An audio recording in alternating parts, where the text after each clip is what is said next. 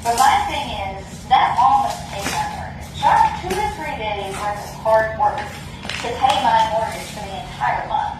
Do I think I will always bake 100 loaves every week out of my home kitchen? No. But if I can do that for 3 days out of the month to almost pay my mortgage, I'm gonna freaking bake 100 loaves a week out of my home kitchen to get me to where I'm trying to go. Which is where? Where are you trying to go? I'm trying to get people on farm, right? I'm trying to, have a commercial space that I can bake out of, right? That I can do farm-to-table dinners out of. But the thing is, it's like, you can look at Anna and I and say, oh, it must be nice. I'm a decade into growing food. I'm 6 years into running a business. And I'm still hustling just like you are in a different way. Because this is still new to my business. While I can grow food with my eyes closed and provide my community, that's just like something I can do in my sleep.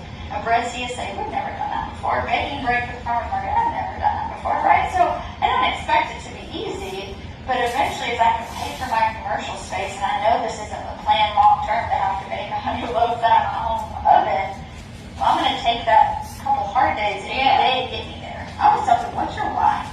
Because if you're not rooted in why you're doing it, the first time and all comes you're out, right? So you need to, and I will tell you, right behind the dining room table, I had a master poster board, and it was certainly not cute, but it was plaster there because I was in a season of life where building this business was hard. Yeah. And I needed to know why I was doing that front and center. Every day I sat down for coffee, I looked at it. What did it say? I'm doing this for stewardship of the land and community. And if ever that's not enough reason to do it for the next generation, why am I doing it? Yeah. But there was a season in my life where my why was so cloudy, or the obstacles were so hard, I should better say, that I put it to where every single time, 3 times a day I sat at that table, I had to see it. Because that's what I needed in that season of life. Totally. And then finally a season came where I'm like, I think I can take the poster board down. Like I think I've been doing it. It's so ingrained in who I am that I know if it's hard, I'm not going to want to fail. I'm going to just persevere because I know I don't really care if I want to do it. My kids are relying on the work I'm going to put in for the generation. Steward your family well, because that's my thing. Like, I can steward the whole world well. And what I don't do in the 4 walls, like, that's the time to figure it out. Yeah, absolutely. And so there's a lot of convictions out there.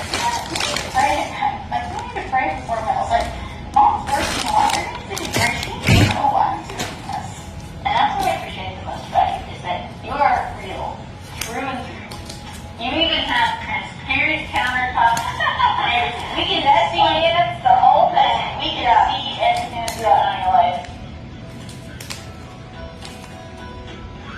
Alright, Jill. So you and I have yet another thing in common. We both left home at 16.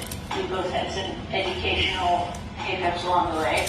But now I'm here in your kitchen. I'm holding 3 books that you wrote. Let's talk to 16-year-old Jill, and what do you want to tell her? Oh, that's a loaded question. I think the biggest thing, there's a lot of self-worth, right? And it's like, being a published author with 3 books, it's like, man, I was worth enough to be able to do that. Yeah. You know what I mean? And so I think if I could look back and do the same thing I tell my kids when they were 16, it's like, you are worthy of whatever you say your mind's to.